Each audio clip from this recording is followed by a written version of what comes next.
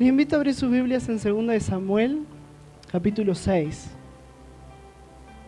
Segundo libro de Samuel, capítulo 6, verso 1.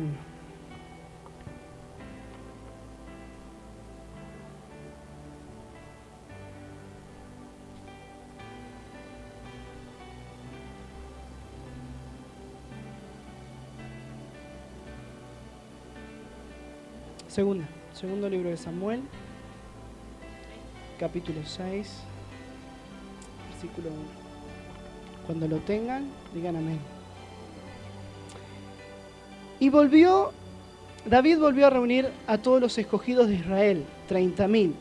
Y se levantó David y partió de Baala de Judá con todo el pueblo que tenía consigo para hacer pasar de allí el arca de Dios, sobre cual era invocado el nombre de Jehová de los ejércitos, que mora entre los querubines. Pusieron el arca de Dios sobre un carro nuevo y la llevaron de la casa de Abinadab, que estaba en el collado, y Usa y Ahío, hijos de Abinadab, guiaban el carro nuevo.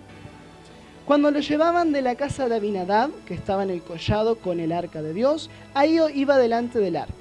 Y David y toda la casa de Israel danzaban delante de Jehová con toda clase de instrumentos de madera de haya, con arpas, salterios, panderos, flautas y címbalos.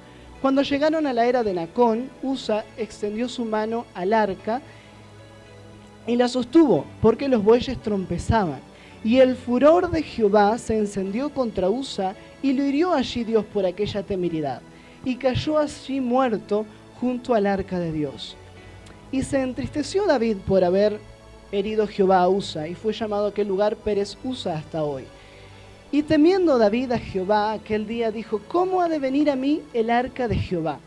De modo que David no quiso traer para sí el arca de Jehová a la ciudad de David, y la hizo llevar David a la casa de Obed-Edom Geteo.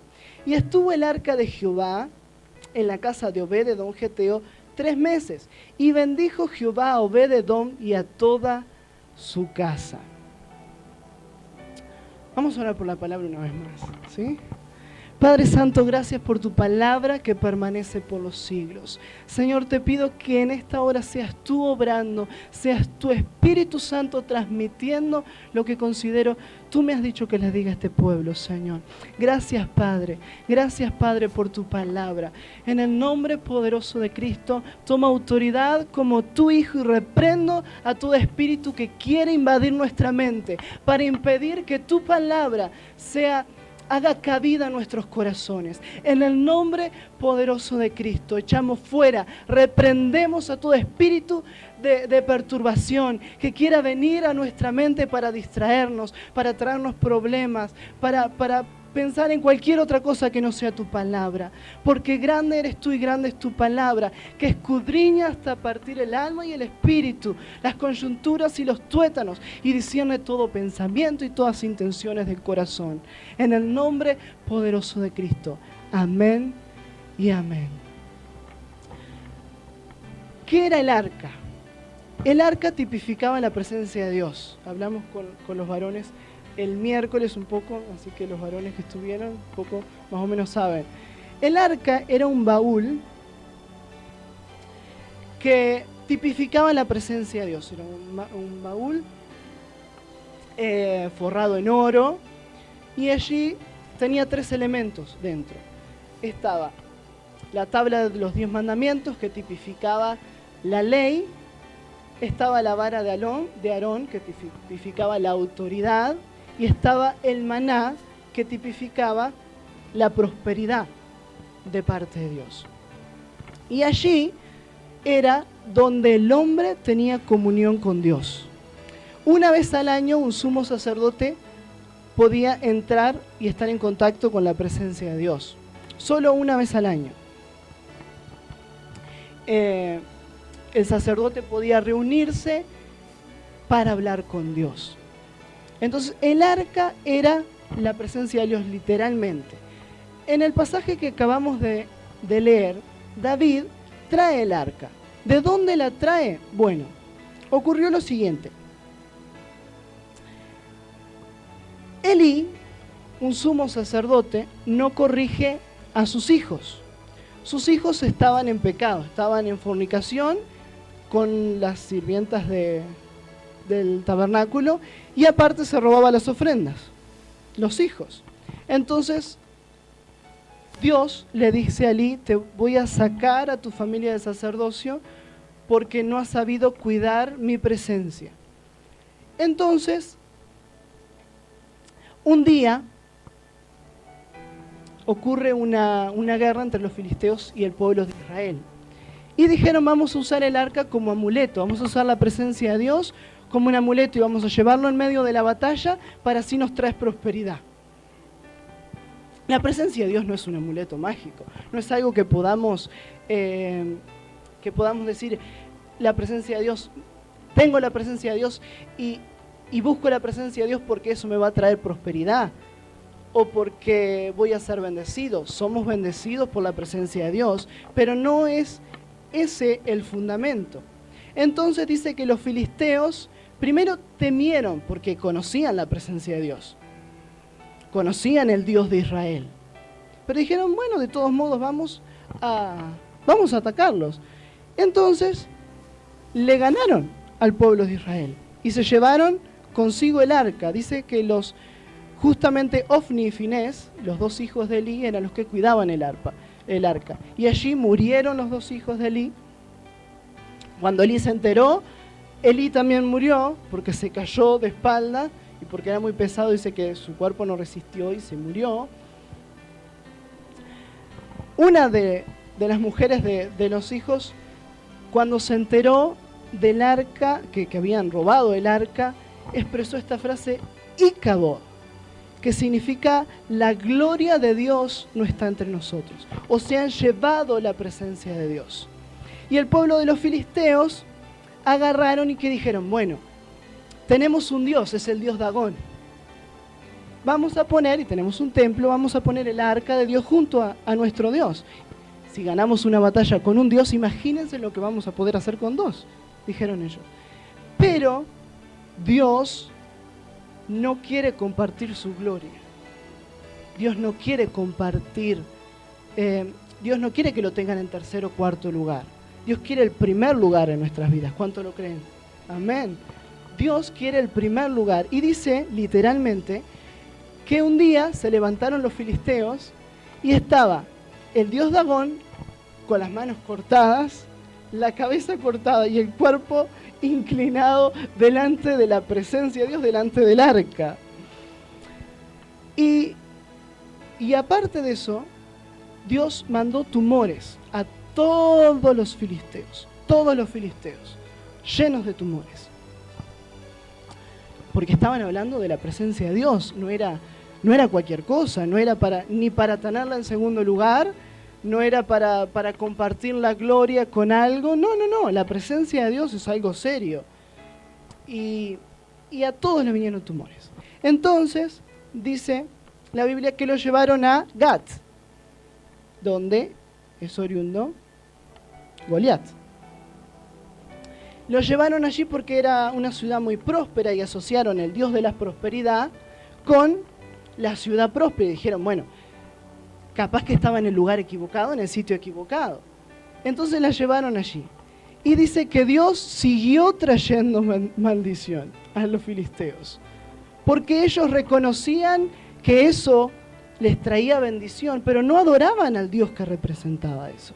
Querían la presencia de Dios para que les trajera prosperidad, no para honrar la presencia de Dios. Entonces, luego la llevaron para Ecrón. Y en Ecrón mandaron a buscar a los adivinos, a los sacerdotes, para ver qué hacían con el arca de Dios. Entonces, los adivinos y sacerdotes le dijeron: bueno, pónganla en un carro y sáquenla de acá.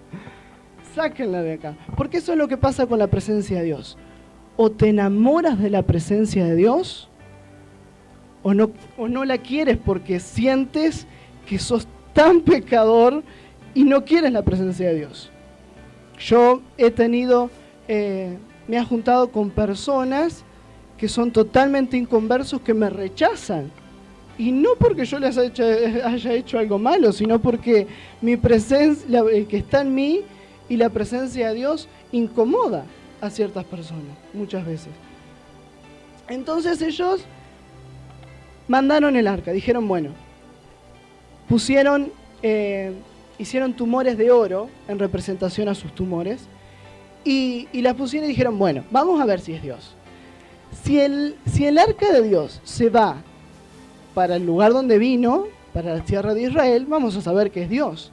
Y si se va para cualquier otro lugar, vamos a saber que coincidencia, además. Y dice que el arca de Dios fue directamente a un pueblo de levitas, de sacerdotes, que se llamaba Bet-Semes. Y los de Bet-Semes también quisieron manipular la presencia de Dios. También quisieron manipular, se gozaron, estaban en tiempo de cosecha y también se gozaron. Y dijeron, wow, vino la presencia de Dios de vuelta y vamos a tener prosperidad. ¿Y qué hicieron? Abrieron el arca para ver qué había dentro. Y dice que 5.070 personas murieron. 5.070 personas murieron porque trataban de manipular la presencia de Dios. Trataban de ver lo que había, de ponerla como algo, como un amuleto, como algo que le iba a traer felicidad, que le iba a traer prosperidad. Y no reconocían al Dios que ellos tenían. Y la llevan a la casa de Abinadab y dice que se lamentaban en pos de Jehová. Se lamentaban en pos de Jehová. Y David, cuando asume como rey de Israel, dice que la primera cosa que él hace es buscar la presencia de Dios de vuelta, querer traer la presencia de Dios de nuevo a Israel. Es algo maravilloso el querer traer la presencia de Dios, porque Saúl en todo su reinado no se interesó por la presencia de Dios. No le importó tener la presencia de Dios en su vida, consultar la presencia de Dios, tener el arca para tener comunión con Dios, no le importó. Y la primera cosa que hizo David fue ir y traer de nuevo el arca de la presencia de Dios. Lo único que ignora detalles muy importantes. No lo podía traer así como así. No lo podía hacer a su manera. No, los sacerdotes tenían que cargar el arca sobre sus hombros. Dios dice, nunca comparen a un animal con los hombros santos de mis siervos. Y allí alguien hace lo que leímos recién. Alguien extiende su mano para agarrar el arca. Algo natural, algo que cualquiera por reflejo podría haber hecho. Y dice que extiende su mano y Dios así se enoja y Usa cae fulminado. Y David dice, bueno, paren todos que estamos haciendo algo mal. Algo no estamos haciendo bien. No era ni la manera de traer el arca, ni cualquiera tocaba así el arca así como así. Les conté recién que solo un sumo sacerdote una vez al año y a riesgo de su vida entraba a la presencia de Dios y tenía contacto con Dios. Una vez al año a riesgo de su vida.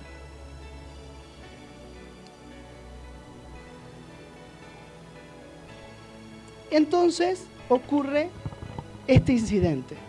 Y David dice, no vamos a seguir moviendo el arca porque piensa que se va a seguir muriendo gente si la sigue moviendo. Entonces ve, supongo, una granja, no habla de qué es, y la deja en la casa de Obed-Edom, geteo.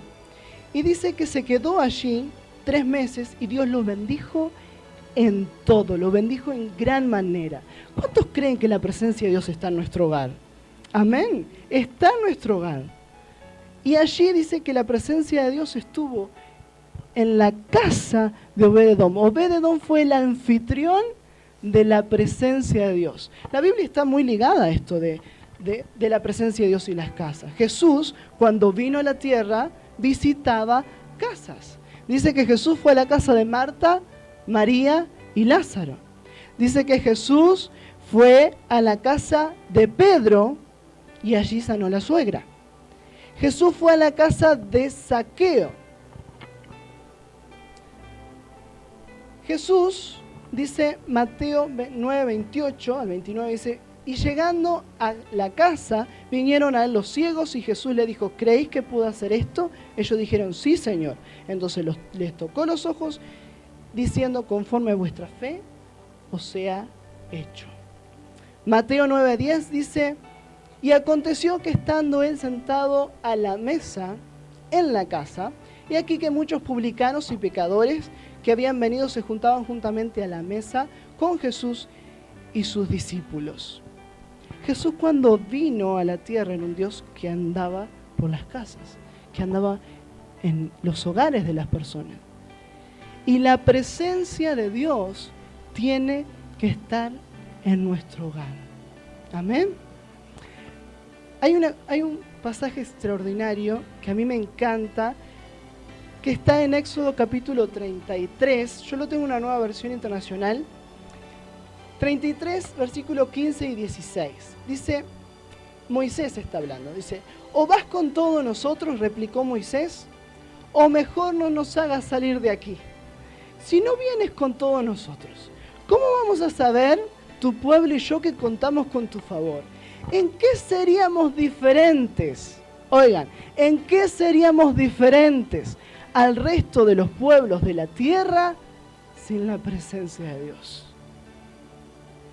Repito de vuelta, ¿en qué seríamos diferentes nosotros al resto de las personas sin la presencia de Dios? Somos iguales al resto de las personas. Los que nos hace distintivo, los que nos diferencia, es la presencia de Dios. Compartí el miércoles con los varones acerca de Josué. Josué fue uno de los 12 que lo mandaron a espiar una tierra. ¿Se acuerdan? La tierra prometida. Y fue uno de los 12 que vio diferente, que no vio las circunstancias, no vio las ciudades amuralladas, no vio los gigantes, sino que vio al Dios que le podía dar la victoria. Y si yo me puse a pensar, ¿por qué un hombre, siendo que 10 personas miraron los problemas, él pudo mirar las circunstancias? Y allí, en Éxodo, capítulo 33, pero versículo 11, dice, y hablaba Jehová a Moisés cara a cara, como habla cualquiera con su compañero. Y él volvía del campamento, pero el joven Josué, hijo de Nun, su servidor, nunca se apartaba del tabernáculo. Yo le comentaba a los varones, yo puedo sentir lo que sentía Josué. Mientras que Moisés hablaba y hablaba con Dios y después se iba, él se quedaba en el tabernáculo. Yo puedo sentir lo que sentía. Yo creo que él sentía, si yo me quedo en el tabernáculo, Dios me va a usar. Si me quedo cerquita de la presencia de Dios, algo tiene que hacer conmigo. ¿Y por qué sé lo que sentía? Porque yo lo he sentido en reiteradas oportunidades. Salgo del servicio aquí el domingo y me quedo un poco más en la presencia de Dios, orando, leyendo la Biblia, cantando, porque quiero un poco más de Dios. No quiero simplemente conformarme con lo que pasa aquí, que es excelente y es extraordinario, pero yo quiero un poco más y puedo sentir lo que Josué sentía. Anhelar la presencia de Dios, que Dios lo usara como usaba a Moisés. Y mientras que Moisés se iba al campamento, él se quedaba en la presencia de Dios orando. Y así pudo marcar la diferencia. Así pudo ser diferente y pensar diferente y no ver las circunstancias, sino ver al Dios Todopoderoso, nuestro papá. ¿Cuál es la diferencia? Les decía recién, la presencia de Dios. ¿Cómo nos vemos diferentes si estamos en la presencia de Dios? No simplemente diciendo, wow, sí, venimos a la iglesia, compartimos 2 horas extraordinarias y luego nos vamos. ¿Y qué pasa con la presencia de Dios? La presencia de Dios nos va con nosotros a todo lugar, en toda circunstancia, en todo momento. ¿Cuánto lo creen? Amén. Dios va con nosotros y Dios quiere que nosotros hagamos un tiempo en nuestra casa para estar en la presencia de Dios, para tener la presencia de Dios en nuestro hogar. Contaba en la reunión de varones acerca de cómo, del fruto del Espíritu: amor, gozo, paz, paciencia, benignidad, bondad, fe, templanza, mansedumbre, dominio propio. Y acerca de que eso se tiene que notar en nosotros. Si nosotros tenemos la presencia de Dios, eso se tiene que notar. El resto lo tiene que ver.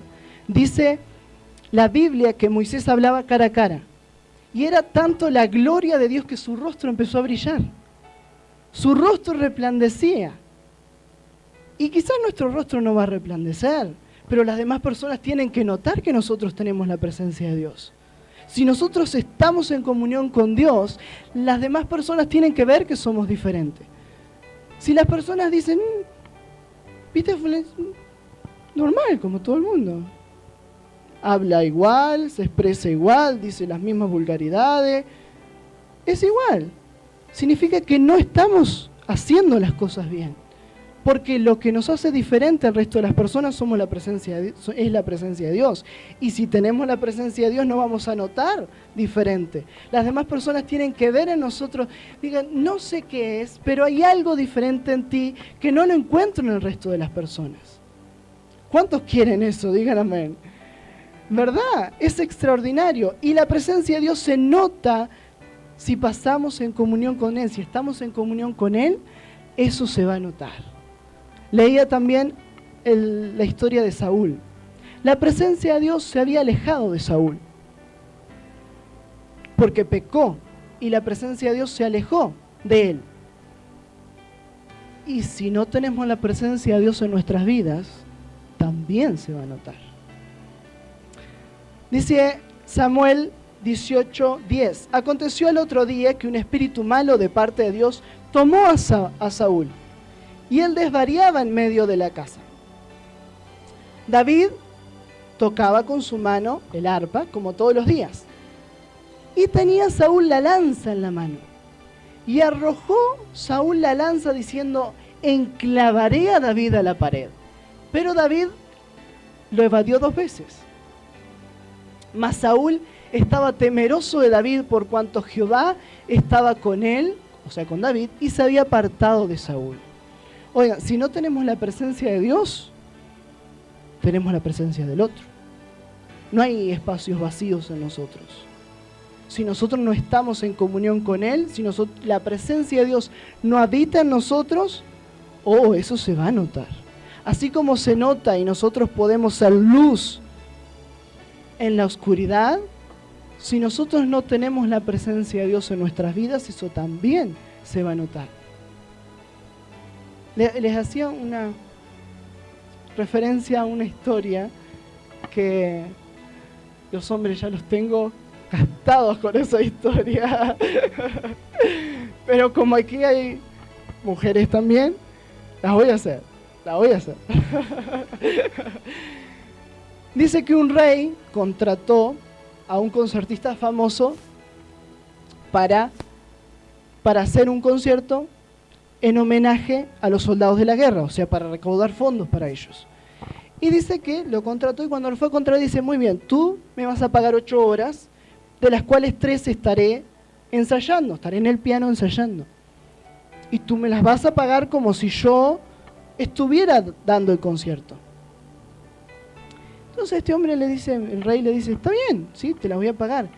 Solo por curiosidad, ¿por qué una persona tan exitosa, tan famosa, necesita ensayar? Y le dice: por las siguientes 3 razones. Si yo no ensayo un día, solo yo lo noto. Siento que mis dedos no están tan flexibles, los tiempos no son iguales. Solo yo lo noto, nadie más lo nota. Es algo personal. Si yo no ensayo 2 días, mis músicos, los que tocan conmigo, lo van a notar. Y los que tienen oído para la música, no el resto de las personas, pero los que tienen oído musical se van a dar cuenta que yo no ensayé. Y si yo no ensayo por 3 días, todo el mundo va a notar que yo no ensayé. Les traigo esa reflexión a nuestra vida. Si nosotros nos vamos a la presencia de Dios durante un día, solo nosotros lo vamos a notar. Vamos a notar que nuestro carácter no está igual, que las cosas nos afectan diferente, nos afectan más. Si nosotros no vamos a la presencia de Dios durante 2 días, nuestra familia, nuestros músicos, nuestra banda, lo va a notar. Y aquellas personas que tengan el discernimiento para notarlo. Si nosotros no vamos a la presencia de Dios durante 3 días, semanas, meses, todo el mundo lo notará. Les aseguro, les garantizo, todo el mundo va a notarlo. Por eso tenemos que estar en la presencia de Dios. Por eso tenemos que cuidar la presencia de Dios. Por eso tenemos que valorar la presencia de Dios. Es muy importante valorar la presencia de Dios, saber lo que tenemos. Los filisteos pensaron que era un amuleto. Pensaron que, bueno, un Dios más. Total, tenemos uno, vamos acumulando dioses. Cuanto más dioses tengamos, vamos a ser mejores. Y Dios dice, yo mi gloria no la comparto con nada. Yo tengo que estar en primer lugar. Si yo no estoy en el primer lugar, wow, estás en serios problemas. Si tú no me pones a mí antes que la televisión, antes que el internet, estás en serio problema. Porque Dios no es un Dios que comparta gloria con nadie. No comparte la gloria con nadie.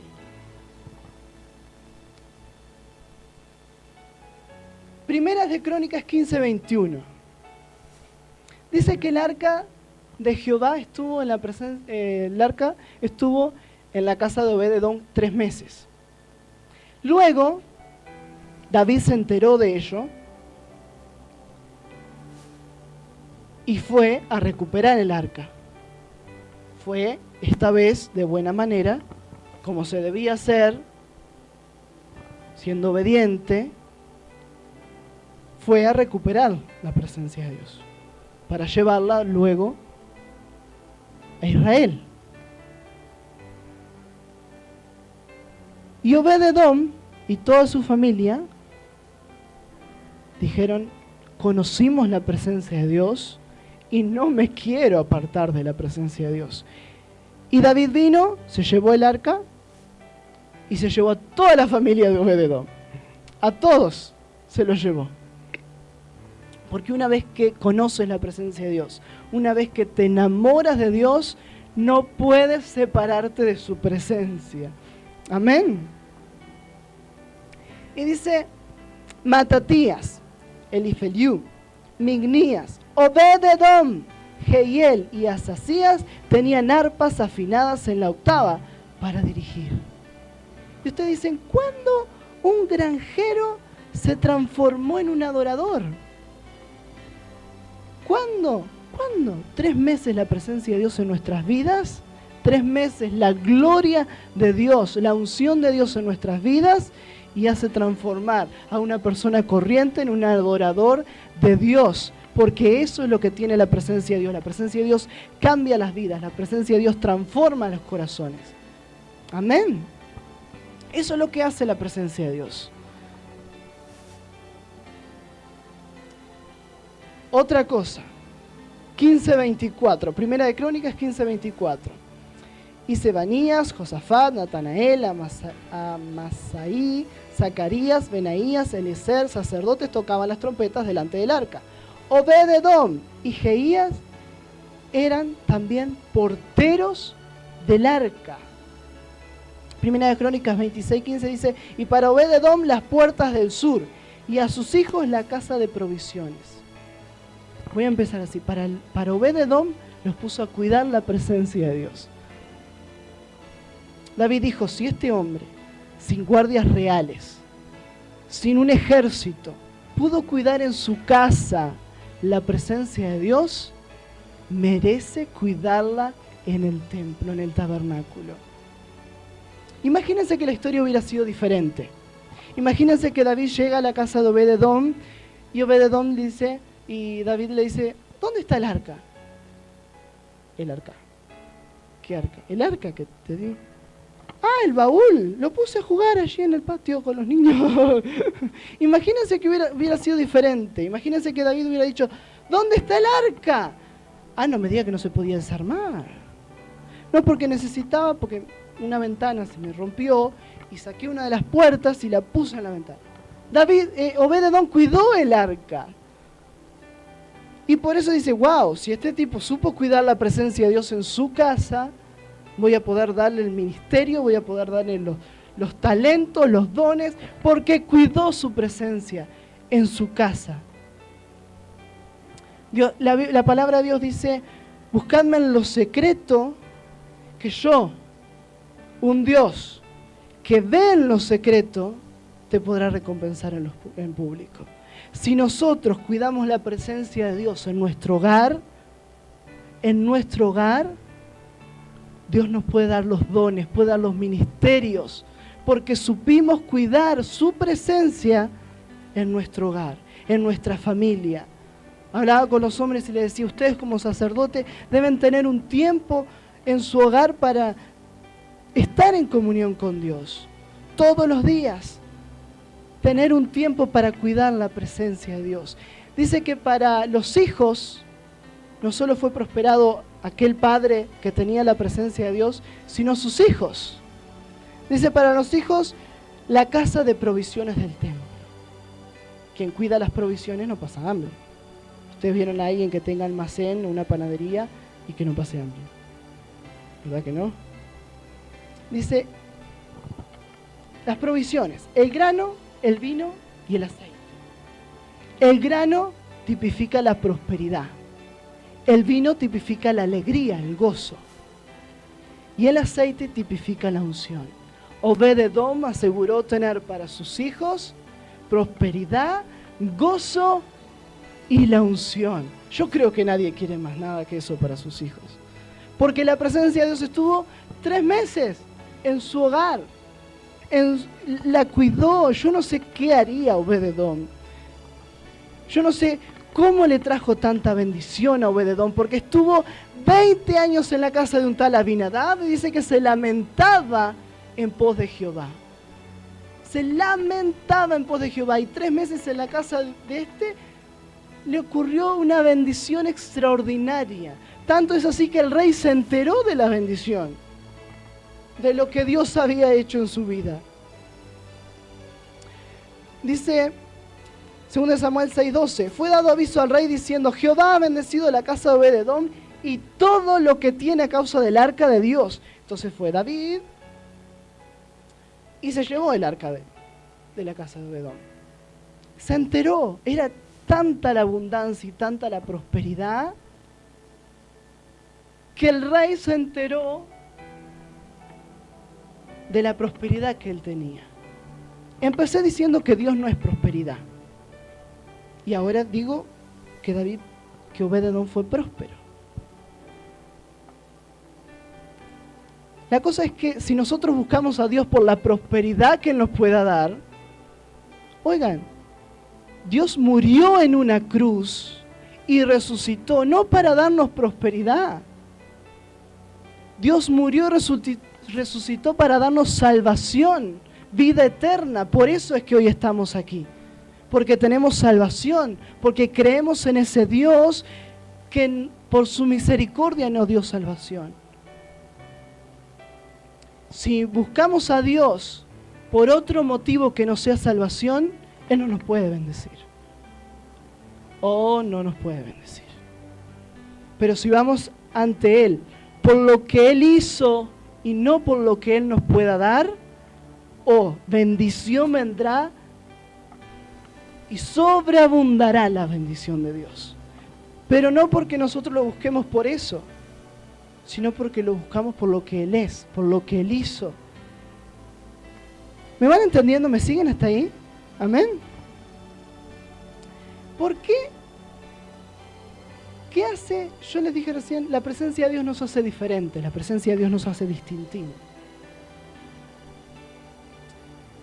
¿Qué más nos hace la presencia de Dios? ¿Qué más? ¿Qué regalo nos puede dar? Oigan, la presencia de Dios trae angustia. la presencia de Dios trae aflicción. ¿O ustedes creen que Dios está contento con los miles y miles de abortos que se están sucediendo hoy en este país? ¿Ustedes se creen que Dios está contento y alegre por las miles de violaciones que hoy se están cometiendo en esta misma hora? Dios se entristece. A Dios le parte el corazón ver a sus hijos cayendo en adulterio, en fornicación, en pornografía. Oigan, la tecnología ha traído muchas bendiciones, pero ha traído muchas maldiciones. ¿Y ustedes creen que Dios está contento con eso? No. Hay un pasaje y una historia acerca de los valientes de David. Dice que había 30 valientes de David, y unos lucharon con osos y vencieron, y otros lucharon con ejércitos, un solo hombre, pero habían tres, y dice que nadie igualó a estos tres. Para los que quieren anotar, Primera de Crónicas 11, 17, 21. Dice, y aquellos tres, a ver qué hicieron aquellos tres, rompieron por el campamento. Dice que David un día exclamó, unas versiones dice suspiró y dijo, ¡ay, quién me diera a tomar agua del pozo que está en la entrada de Belén, donde están mis enemigos! Y estos tres, dice que rompieron en el campamento y le trajeron agua al rey. Y nadie de todos los generales, versículo 20, dice, Abisaí, hermano de Joab, era jefe de los 30, el cual blandió su lanza contra 300 y los mató, y ganó renombre con los tres. Fue el más ilustre de los 30 y fue jefe de ellos, pero no igualó a los tres primeros. No igualó a los tres primeros. Y yo pensaba, ¿por qué?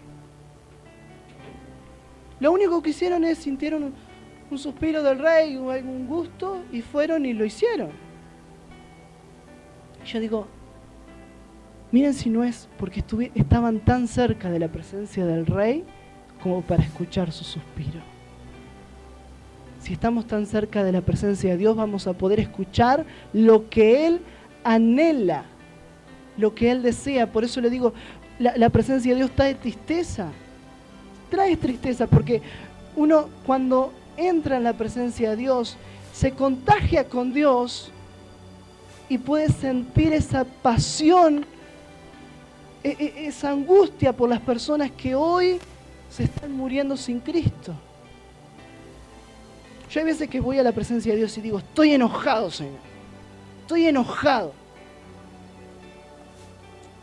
Y Dios me dice, ¿por qué?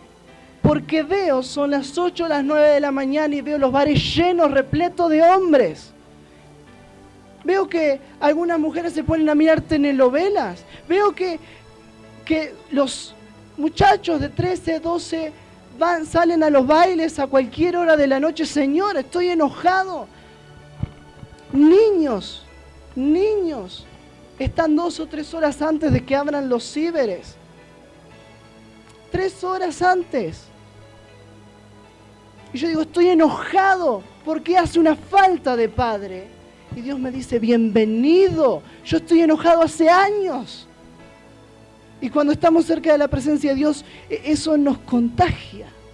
Oh, yo tengo una pasión por esas personas. Porque cada uno dice, no, pero nos estamos divirtiendo. Yo digo, ¿por qué no se pueden divertir en familia?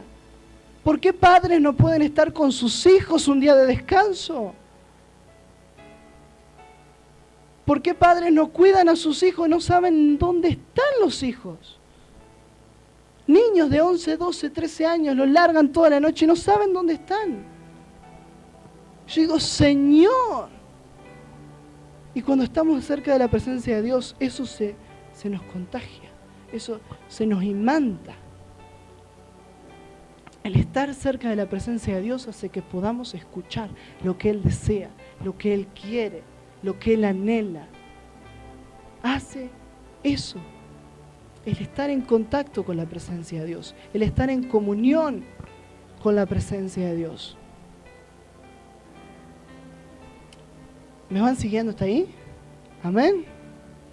Hechos 15, 16, 17, dice, después de esto volveré y reedificaré el tabernáculo de David, que está caído, y repararé sus ruinas y lo volveré a levantar para que el resto de los hombres busquen al Señor y todos los gentiles sobre los cuales es invocado mi nombre. El mismo pasaje está en Amós 9:11.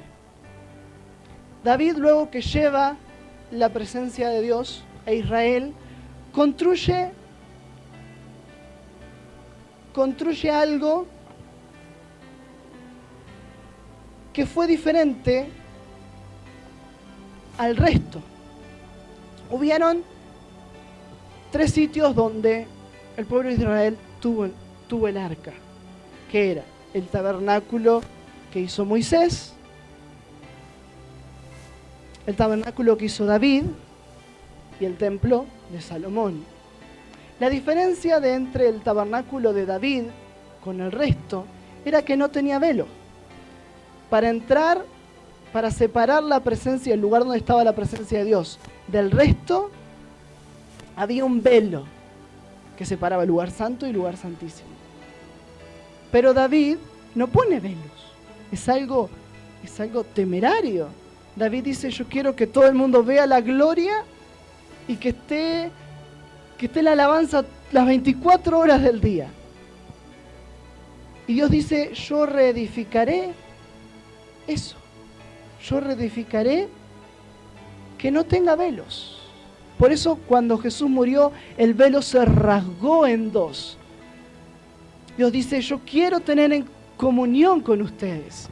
Yo quiero estar en comunión con mis hijos. Salomón había hecho un templo multimillonario. Y Dios no quiere eso. Dios quiere estar en contacto con sus hijos. Dios no quiere velos. Dios no quiere cosas que interrumpan nuestra comunión con Él. ¿Cuántos lo creen? Dios quiere que estemos en la presencia de Dios todos los días, 7 días a la semana, las 24 horas del día. Hay un salmo que dice, el que habita al abrigo del Altísimo morará bajo la sombra del Omnipotente. No dice el que visita, dice el que habita. No dice el que está una vez a la semana y va a la iglesia los domingos. No. Dice el que habita al abrigo del Altísimo. Cuando una persona habita es que está continuamente, 24 horas. Habita en ese lugar, reside en ese lugar. Y Dios no quiere que vengamos a visitarlo simplemente los domingos aquí y estemos 2 horas. Dios quiere que habitemos en su presencia las 24 horas del día, todos los días. ¿Cuántos lo creen? Amén. Dice, y medita mi ley, dice el Salmo 1, de día y de noche. Serás como árbol plantado junto a corrientes de agua que da fruto en su tiempo y que su hoja no cae. Y todo lo que hace prosperará. Todo lo que hace. Si meditamos en la palabra de Dios todo el día, si habitamos en la presencia de Dios todos los días.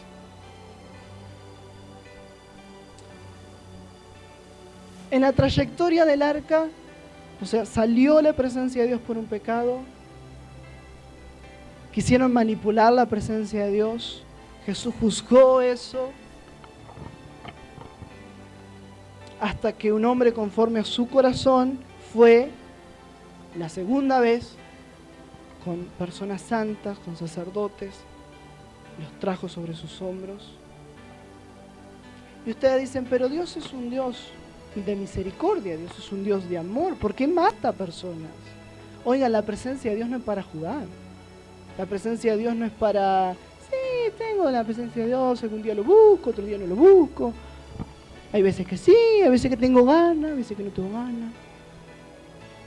Te dicen, porque en la nueva dispensación de la gracia, en el Nuevo Testamento, Jesús no mataba gente, el Espíritu Santo sí mataba gente.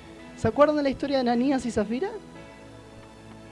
Estamos en una nueva etapa, en la etapa del Espíritu Santo, Hechos 5. Y Ananías y Zafira vendieron una propiedad. No tenían por qué traer el 100%. No había ningún reglamento que los apóstoles dijeron, te vende y trae todo. No. Ellos podían traer. Oigan, si alguien vende una casa hoy en 50, 60 mil dólares y trae el 50%, agradecidos vamos a estar. No tenían obligación, pero ellos le mintieron al Espíritu Santo. Entonces le preguntaron, ¿es el 100%? La totalidad. ¡Ja! ¡Qué siervo de Dios somos! El 100%. Entonces el Espíritu Santo dijo, ¿por qué mienten al Espíritu Santo? Y allí cayó muerto Ananías. Luego vino Zafira, su esposa. Entonces le hizo la misma pregunta, ¿es el 100%? Totalmente, aleluya, 100%. Y ella dijo, bueno, vi a esos hombres, acaban de traer a tu esposo y te van a llevar a vos. Y los mató también. Porque no podemos jugar con el Espíritu Santo. Oigan, Cristo pagó un precio altísimo, lo recordamos la semana pasada. Cristo murió, fue azotado, fue vituperado, fue humillado y murió por darnos salvación a nosotros. No podemos... Imaginen ustedes qué pensarían ustedes como padres si ustedes, un hijo da su vida y luego vienen por prosperidad. Oigan, Dios dice, yo di la vida de mi hijo por ustedes. Entonces, yo di la vida de mi hijo por su salvación. Nosotros fuimos pagados a precio de sangre. Fuimos pagados a precio de sangre. Y muchas veces menospreciamos la presencia de Dios. Muchas veces creemos que, bueno, sí, yo voy porque me da felicidad. Yo voy porque me da alegría. Oigan, la presencia de Dios trae salvación a las vidas. Y después, el resto de las cosas es por añadidura. Yo he puesto una y otra vez en Facebook, si no eliges a Cristo te vas al infierno. No hay intermedio. Cielo o infierno. Cristo o el diablo. No hay intermedio. En Apocalipsis, hay un pasaje que me llena de tristeza. Me llena de tristeza. Cuando Dios le dice a la iglesia de la Odisea,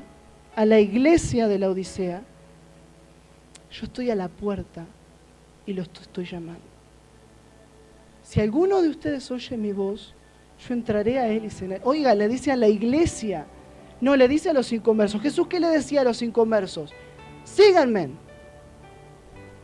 ¿Qué le decía a los inconversos? ¿Quieres seguirme? Deja todo y seguime. Jesús, cuando vino, subía los requisitos de admisión. Jesús, vino un hombre y dijo, ¿qué debo hacer para ganar la vida eterna? ¿Cumpliste con los mandamientos toditos? Los 10 mandamientos. El mandamiento de Moisés. Oigan, si tenemos a alguien en la iglesia que cumple los 10 mandamientos, es algo extraordinario. ¿Y Jesús qué le dice? Bueno, vende todo lo que tiene y dáselo a los pobres y después hablamos. Uno dice, yo te quiero servir. Y uno le dice, las aves del cielo tienen nido, las zorras tienen madriguera, pero el Hijo del Hombre no tiene donde recostar su cabeza. Jesús siempre, a los inconversos, Dios les subía los requisitos. Bueno, síganme, pero van a tener aflicción, van a tener dificultades, porque el reino de Dios no es que se terminan los problemas. No se terminarán los problemas. Vamos a tener dificultades. Pero Dios dice, confiad porque están conmigo y yo he vencido al mundo. Y en la iglesia de la Odisea Jesús le dice, yo estoy a la puerta si los estoy llamando. A una iglesia. Dice, si alguno de ustedes me deja entrar yo a su corazón, y le dice a la iglesia, oh, es algo que me llena de tristeza. Entonces, en los últimos tiempos muchos me dirán, yo eché fuera demonios, yo sané enfermos, yo hice en tu nombre. Y Dios le dirá, nunca los conocí. Porque aunque clamaban representarme, mi presencia no estaba ahí. Ustedes no guardaron su presencia en su hogar. Y Dios está a la puerta de nuestros corazones todos los días cuando nos levantamos, Jesús está llamando. Y dice, ¿habrá hoy en tu día lugar para mi presencia? ¿Habrá lugar en tus conversaciones para que mi presencia esté allí? ¿Habrá lugar entre tus horas libres? ¿Habrá lugar aún para que en el automóvil? ¿Habrá lugar para que en el trabajo mi presencia esté allí? Todos los días yo me levanto desde que encontré ese pasaje y digo, Señor, que tu presencia nunca se aparte de mí. Señor, por favor, si en algo te estoy haciendo mal, guíame, porque yo no quiero que tú estés a la puerta. Yo no quiero buscarte simplemente por tu prosperidad. Yo no quiero buscarte simplemente cuando te necesito y si no me olvido. Yo no quiero simplemente buscarte el domingo o los días de reunión. Porque Dios está todos los días a la puerta. Todos los días. Todos los días. Es algo que me entristece que Dios le diga eso a una iglesia. A los cristianos. A los que clamaban representarlo, Dios les dice, yo estoy a la puerta. Yo le digo, Señor, si algún día te dejo afuera, oh, avísame cuanto antes. Porque yo quiero que tú habites en mí, no visitarte de vez en cuando. Yo quiero meditar de día y de noche en tu palabra. ¿Es fácil? No, no es fácil. Es muy difícil. Es muy difícil cuando llegamos cansados de trabajar, reunirnos con la familia y decir, vamos a orar. Es muy difícil. Es muy difícil en nuestro tiempo libre decir, voy a buscar la presencia de Dios. Pero vale la pena. Vale la pena. Porque Cristo murió por nosotros. Nuestro precio es precio de sangre. Tenemos que cuidar la presencia de Dios. Tenemos que anhelar estar en la presencia de Dios todos los días. Esa es mi oración. Esa es mi súplica a Dios. Señor, quiero estar en tu presencia, no por lo que me podrás dar, sino por lo que ya diste en la cruz, por lo que ya hiciste. Amén. Por lo que Él hizo. Los invito a ponerse de pie.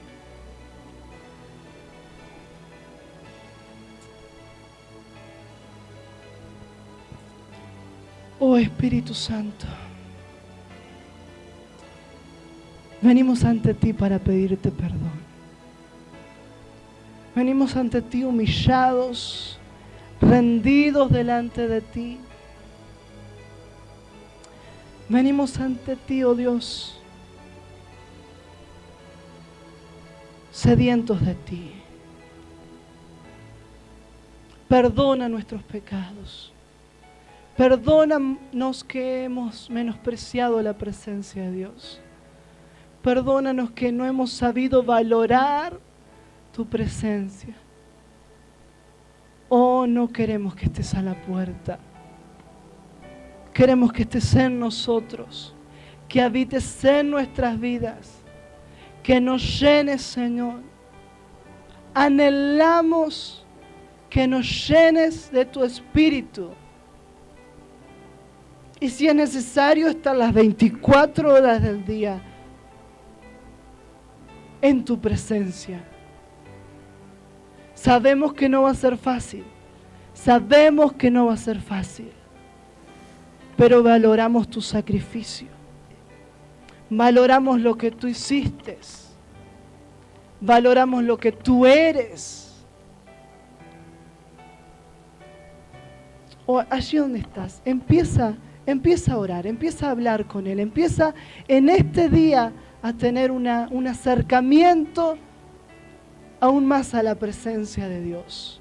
Dile: Señor, te necesito hoy más. Señor, necesito más de tu presencia. Ayúdame, oh Dios. Fortaléceme, oh Dios, para que pueda estar todo el tiempo en tu presencia. Para que cuide tu presencia en mi hogar. Para que tomar un tiempo para orar en familia. Para leer tu palabra. Para que tú nos guíes todos los días. Oh Dios, empieza a clamar a Él. Empieza a decirle: Señor, te necesito. Señor, necesito más de ti. Señor, necesito que tú llenes mi vida aún más. Oh Espíritu Santo, llena hoy las vidas, Espíritu Santo. Llena hoy las vidas. En el nombre poderoso de Cristo. Llena hoy las vidas. Dile al Señor: necesito más de ti. Oh, rogamos eso, Señor.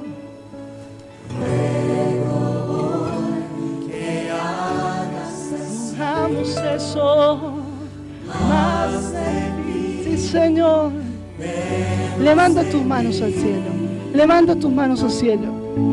Vamos a estar en la presencia de Dios. Aún más, otro ratito. Dile al Señor: ruego hoy que tú hagas así, Espíritu Santo.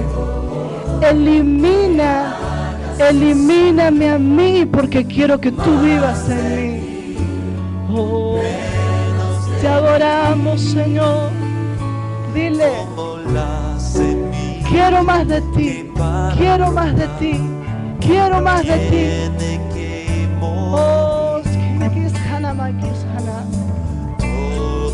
Oh, necesito morir a mí para que tú vivas en mí.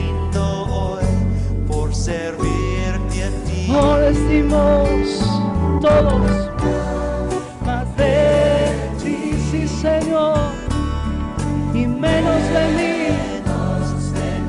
Rogamos eso, rogamos eso. Oh, más de ti. Menos de mí. Te adoro, te adoro, te adoro. De ti. Te adoramos, Señor. Menos de mí. Empieza a clamarle a Él. Empieza a orar con Él. Empieza a decir, a buscar a Él. Empieza, hoy va a ser un antes y un después en tu vida. La gloria de Dios está en este lugar.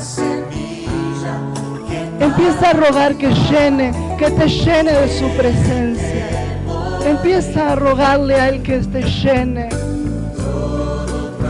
Oh, te adoramos, te adoramos, te adoramos, te adoramos. Oh, quiero más de ti. Oh, sí, Señor, menos de mí. Sí, Señor, que hagas así. Más de ti, menos de mí. De ti. Si sientes de pasar al frente como un símbolo, decirle: Señor, me entrego a ti. Señor, hasta ahora no he guardado tu presencia, pero en este momento quiero guardar tu presencia. Si tú sientes de pasar al frente, pasa al frente, que nada te detenga. Si sientes decirle: Señor, me rindo delante de ti. Señor, me rindo delante de ti. Hasta ahora no he guardado tu presencia, pero lo voy a hacer, lo voy a hacer. Voy a tener tiempo para estar contigo. Voy a guardar tu presencia. Hasta ahora he querido manipular, hasta ahora no he sabido cómo guardar tu presencia, pero voy a vivir una vida de santidad. Voy a vivir una vida de buscarte a ti. Quiero más de ti y menos de mí. Quien siente en su corazón el Espíritu Santo le diga, pase al frente en esta hora. No te detengas. Si el Espíritu Santo te dice, pase al frente. No es para mí, no es para nadie, es para Dios. Porque Dios reclama que estés en la presencia de Dios. Si tú sientes de pasar al frente, pasa al frente. Si tú quieres más de Dios y menos de ti, pasa al frente. Oh, yo quiero más de ti, Señor. Yo quiero más de ti, Señor. El resto sigue orando, sigue clamando, porque la presencia de Dios es inagotable. Nunca nos cansamos de la presencia de Dios. Nunca nos cansamos de la presencia de Dios.